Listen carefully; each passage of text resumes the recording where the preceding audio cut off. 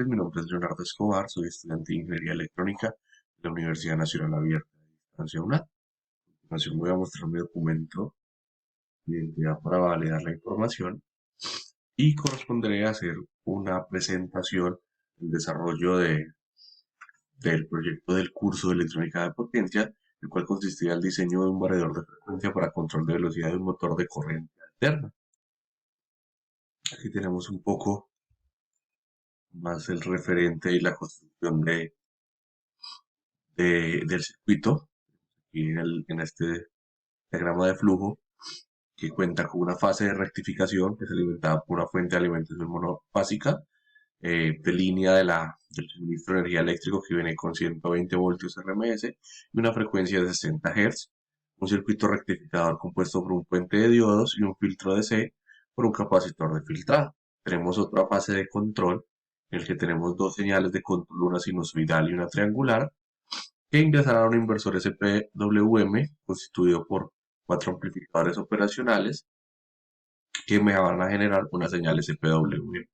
Esta señal va a ingresar a dos drivers manejadores, que en este caso se utilizó el circuito integrado 2112, que nos va a generar las señales de salida que van a generar la apertura y cierre del puente H, que está compuesto por cuatro motores.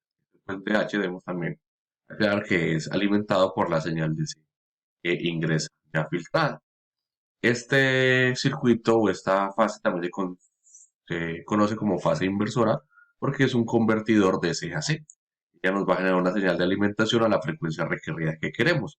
Solo que esa señal sale con mucho ruido, entonces por lo tanto es necesario introducir un filtro pasivo pasabajas, introduciendo un inductor y un capacitor en serie, y por último nos da una señal filtrada sinusoidal que es la que vamos a alimentar el motor de corriente interna.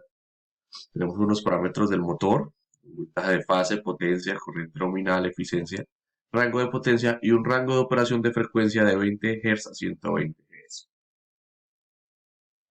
Aquí presentamos un poco los cálculos para el rectificador. Nos dio un capacitor de 7.12 por 10 a la menos 3 faradios, 7.12 microfaradios, que nos va a generar un voltaje en continuo de 166.3 voltios aproximadamente. Tenemos el diseño del conversor AC/DC, la señal de salida del rectificador obtenida en el osciloscopio, y vemos la señal de entrada, que es la señal amarilla, que es la señal de corriente alterna, y tenemos la señal de salida, una señal filtrada de corriente continua. Luego pasamos al desarrollo de la fase de control. Para eso es importante introducir dos términos: el índice de modulación de amplitud, que en este caso será de 0.8, y el índice de modulación de frecuencia, que será 11.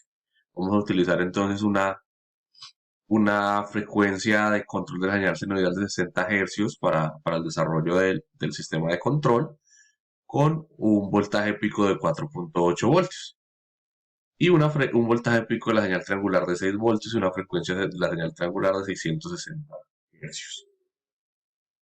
Tenemos el circuito de control SPWM, integrado por un circuito integrado LM324 que posee cuatro amplificadores operacionales.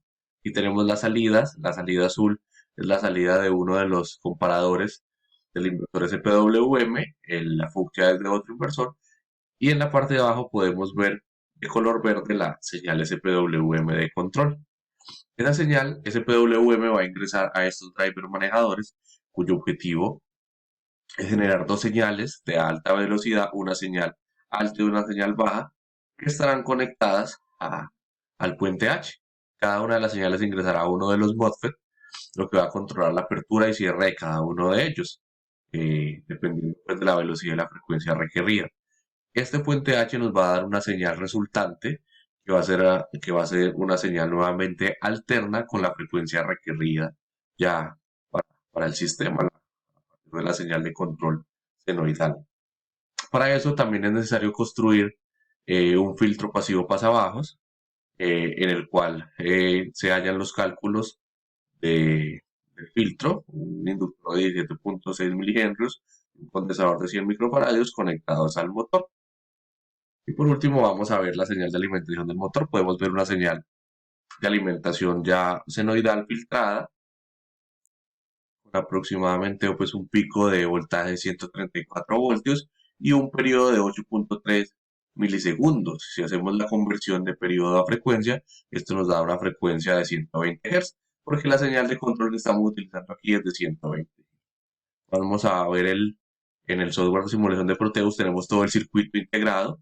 Aquí tenemos la fase de rectificación, aquí tenemos la fase de control SPWM, la conexión de los ambos drivers manejadores, el puente H, conectado utilizando 4 MOSFET, y aquí tenemos el filtro.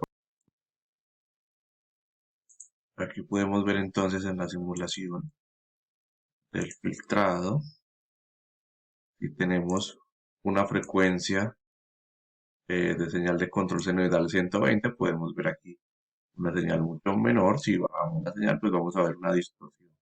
Esta distorsión es provocada pues por el ruido que nos genera la señal. Para, para aplicaciones pues industriales se requiere pues de filtros de órdenes mayores, que puedan pues tener una señal de control mucho más preciso.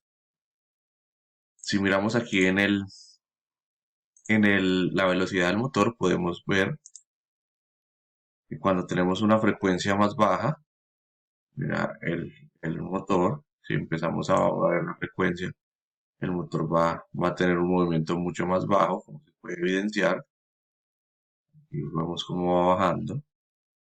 Y si lo aumentamos la frecuencia hasta 120, que es la frecuencia en la que puede operar el motor máximo,